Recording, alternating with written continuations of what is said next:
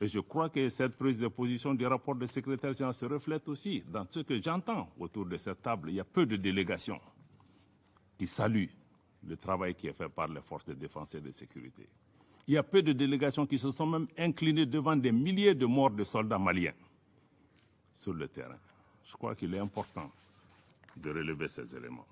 Les forces de défense et de sécurité du Mali restent déterminées à poursuivre les actions offensives lancées depuis décembre 2021 et visant à prévenir et à combattre les attaques indiscriminées ou les représailles des groupes extrémistes contre nos populations civiles et leurs biens.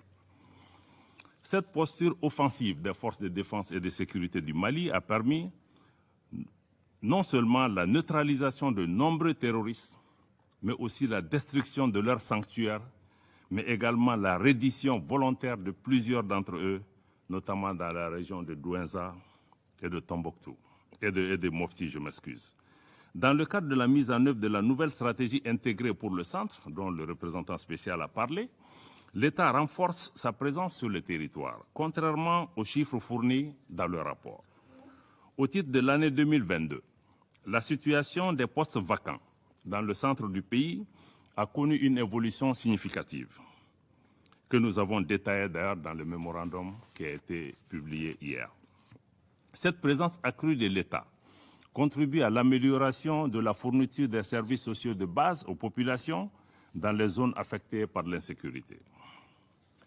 Sur la question des droits de l'homme, qui a aussi fait l'objet de beaucoup de commentaires autour de cette table, la réduction de 58% des cas de violation des droits de l'homme constatés par le secrétaire général est le fruit non seulement des opérations offensives engagées par les forces de défense et de sécurité du Mali contre les groupes extrémistes, dans le strict respect, je le répète encore une fois, dans le strict respect des droits de l'homme et du droit international humanitaire, mais également la présence accrue de l'État sur une bonne partie du territoire national, malgré les défis sécuritaires.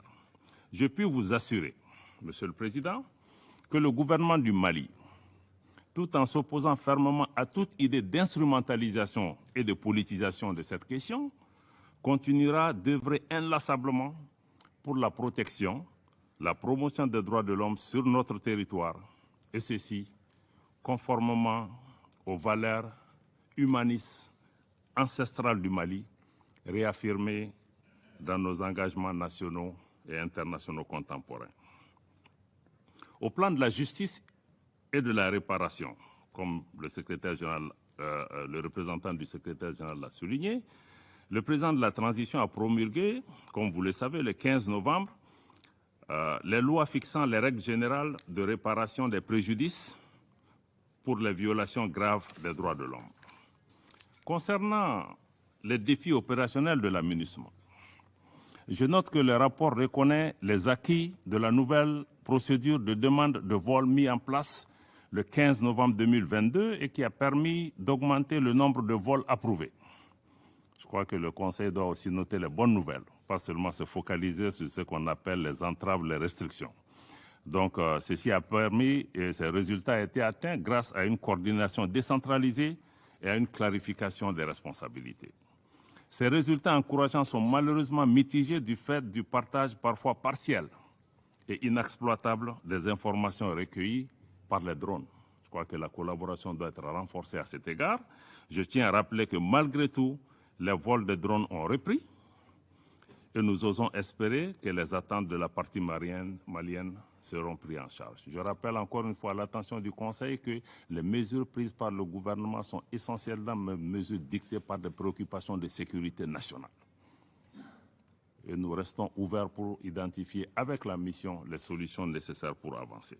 En ce qui concerne la situation humanitaire, le gouvernement reste préoccupé par la question, surtout que les besoins humanitaires du Mali ne sont financés, vous le savez tous, qu'à hauteur de 34%.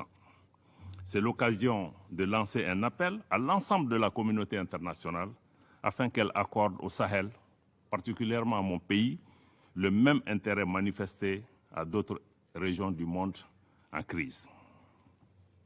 Pour sa part, le gouvernement continuera d'œuvrer pour apporter l'assistance nécessaire à nos compatriotes en situation de vulnérabilité, y compris ceux vivant dans les camps de déplacés internes et réfugiés.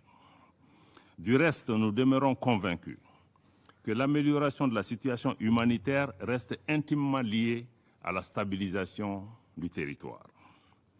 Monsieur le Président, Mesdames, Messieurs les membres du Conseil, je peux vous rassurer que notre pays, le Mali, reste fidèle à son engagement panafricaniste, sa dédicace à la paix, sa politique de bon voisinage, la non-ingérence dans les affaires intérieures des États et au renforcement des relations amicales, et c'est dans le respect et la confiance mutuelle.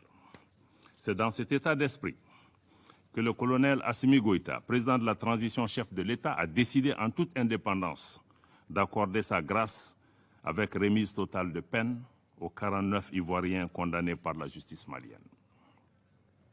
Monsieur le Président, Mesdames, Messieurs les membres du Conseil, permettez-moi à présent de faire quelques observations préliminaires sur le rapport du secrétaire général sur l'examen interne de la MINUSMA.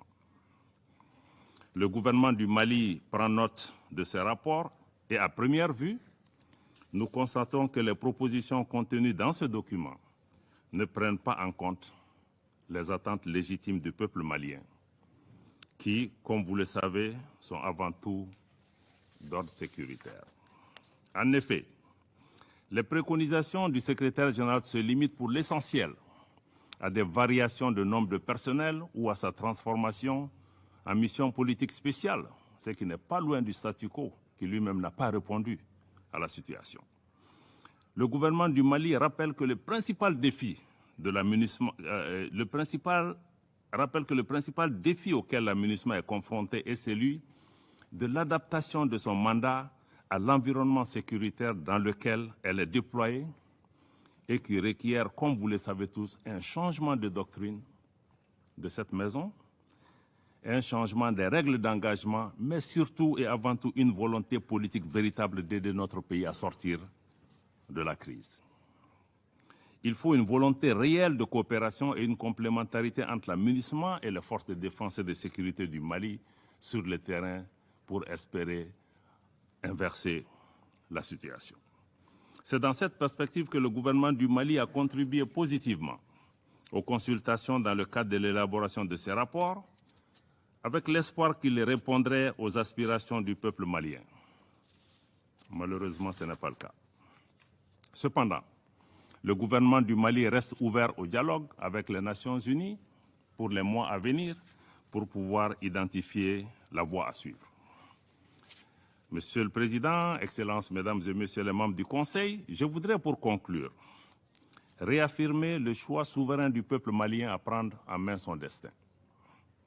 Sous l'autorité et les directives de son Excellence le colonel Assimi Goïta, président de la transition, chef de l'État, le gouvernement s'attellera à la poursuite des actions en cours devant aboutir au retour à un ordre constitutionnel apaisé et sécurisé. Il reste également engagé à défendre le territoire national, à protéger les populations et leurs biens, à mettre en œuvre l'accord pour la paix, à respecter et à faire respecter les droits humains, à améliorer la gouvernance générale du pays et les conditions de vie de nos concitoyens. Pour réaliser ces chantiers ambitieux, le gouvernement reste disposé à coopérer avec l'ensemble de ses partenaires, je le répète encore une fois, l'ensemble de ses partenaires, y compris nos voisins, les pays de la région, les organisations régionales et internationales, bien évidemment, dans le respect de la souveraineté du Mali, dans le respect des choix stratégiques et des choix de partenaires du Mali, et aussi dans le respect des intérêts des Maliens. Je rappelle encore une fois, le président de la transition a établi ces trois principes clés qui vont gouverner désormais nos rapports avec les partenaires. Ce qui inclut les commentaires que j'ai entendus autour de cette table par rapport à la coopération entre le Mali et la Russie, qui est une coopération d'État à État. Le Mali ne va pas continuer à se justifier pour ses choix de partenaires. Ces choix ont été faits dans des contextes particuliers et le distingué représentant de la Russie vient de vous indiquer que cette coopération en formation et en équipement se fait dans le plein respect des normes internationales en la matière. Nous souhaitons que ceci puisse noter pour permettre à notre pays d'avancer, d'assurer notre sécurité. C'est l'occasion pour moi d'adresser mes vifs remerciements à tous les amis du Mali, bilatéraux comme multilatéraux, pour leur soutien appréciable à nos efforts de sortie de crise. Enfin, je rends hommage à la mémoire de toutes les victimes de la crise malienne, civiles comme militaires, étrangères comme maliennes, tombées au champ d'honneur. Monsieur le Président, vous me permettrez, avant de terminer, c'est avec une grande surprise que ma délégation a découverte la présence d'une déléguée malienne à cette réunion. Je dois dire que nous n'en avons pas été informés.